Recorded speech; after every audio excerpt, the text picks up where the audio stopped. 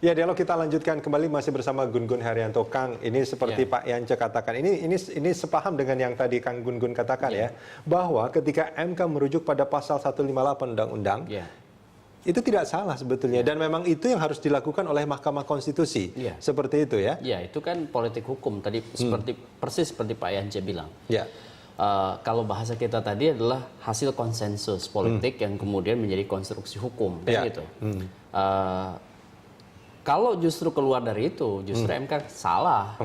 Sekarang ini bagaimanapun terlepas dari orang puas atau tidak puas, suka dan tidak suka, ya kita harus, karena ini negara hukum, kita harus rujukannya hukum. Meskipun mungkin undang-undangnya tidak terlalu memuaskan semua orang sebetulnya kan. Ini juga jadi catatan. Kan banyak instrumen perundang-undangan kita dibikin bukan dengan perspektif yang komprehensif, yang holistik. Undang-undang paket politik itu rata-rata dibikin banyak bolong-bolongnya. Dan itu bukan tidak dipahami dan bukan tidak tahu. Artinya disengaja? Artinya disengaja. Ada bolong-bolong yang dibikin karena proses kepentingan politik. Dia membaca, ini kalau pasal ini, ayat ini memungkinkan kelompoknya untuk. Tapi bukankah memang undang-undang itu demi kepentingan politik sebetulnya? Itu kan prosesnya awalnya memang proses politik kan? Undang-undang itu proses politik. Pada saat pembahasan di DPR pasti ada proses politik. Hanya masalahnya adalah ketika politik berbentuk misalnya nanti adalah produk legislasi, misalnya taruhlah undang-undang, harusnya kan didedikasikan untuk publik. Kenapa? Karena kita kan bukan ruang hampa, ruang kosong yang kemudian tidak dibaca dan tidak dikritisi. Contoh misalnya seperti beragam produk undang-undang yang di judicial review dengan mudah. Ya kan, ke Mahkamah Konstitusi ini kan menunjukkan kualitas legislasi yang buruk, bukan hanya jumlah loh. Kan dari sudut jumlahnya udah buruk. Misalnya seperti prolegnas kemarin, itu kan sangat sedikit. Tidak pernah targetnya tercapai ya? Targetnya jauh, jauh sekali. Dan ini baru jumlah, belum lagi substansi. Baru disahkan beberapa pekan kemudian sudah di judicial review. Ya, artinya udah hasilnya sedikit, terus di judicial review pula gitu. Kang Gun-Gun, tapi kita nggak akan jauh ke sana, Kang. Ini ada pernyataan Pak Yance juga yang menarik, bahwa kecurangan itu belum tentu hanya dilakukan sama mereka yang digugat. Tapi yang menggugat juga sebetulnya juga banyak yang melakukan. Artinya kalau saya melihat ini kayak orang mau cuci tangan. Saya kalah, tapi sebetulnya saya tidak bermain curang loh. Jadi gini, kita tidak bisa menutup mata bahwa hampir seluruh kontestan itu punya peluang yang sama untuk mematuhi perundang-undangan dan peraturan KPU atau sebaliknya. Jadi bagi saya bukan kemudian berarti yang melakukan legal standing itu dia sudah bersih atau tidak melakukan kecurangan, karena mungkin dia posisinya kalah, dia kemudian menjadi pemohon. Jadi bagi saya ini yang harus kemudian ada proses-proses pembuktian kan. Nah, pembuktian itu yang seringkali menjadi rumit karena kekurangan data, kekurangan alat bukti yang bisa kemudian mendukung proses legal standingnya.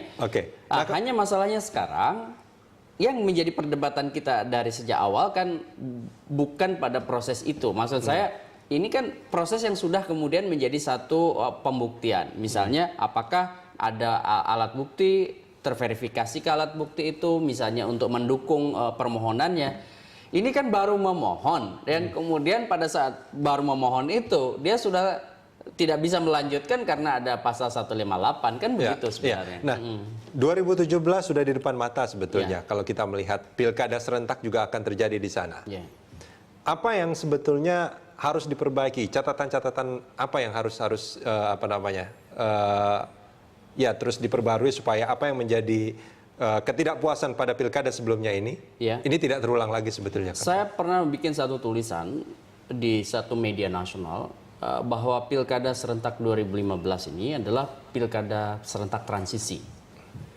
Pasti akan sangat banyak minusnya, dan itu harus menjadi semacam evaluasi semua pihak, terutama penyelenggara pemilu dan pemerintah.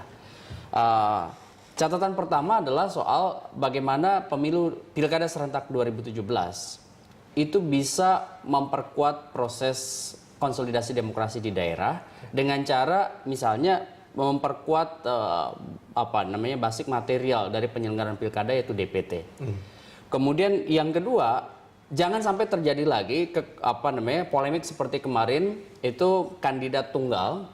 Oke. Dan ini kan harus menjadi catatan kita bersama dari penyelenggaraan pilkada kemarin. Ya. Kandidat tunggal ini sungguh menguras energi kemarin, bukan hanya kita ya yang menjadi atensi publik, tetapi juga para penyelenggara pemilu, terutama KPU. Kemudian yang ketiga adalah kepastian hukum, karena tiba-tiba misalnya H-1 masih ada putusan Mahkamah Konstitusi ya yang kemudian menangguhkan ya kan beberapa daerah, masih ingat ya? Ya. Dan itu kan tentu akan sangat merepotkan karena proses administrasi logistik misalnya sudah jalan, dan itu tentu harus diperbaiki di 2017, jangan sampai putusan itu terlalu mepet. Ya. Dengan hari hak pemungutan suara, dan itu bisa melahirkan semacam mungkin chaos ya di kemudian hari kalau tidak ditertangani dengan baik, sosialisasinya tidak baik. Kemudian yang keempat, menurut saya proses-proses penyelesaian sengketa hasil pemilu dari penetapan hasil pemilu di KPU daerah-daerah itu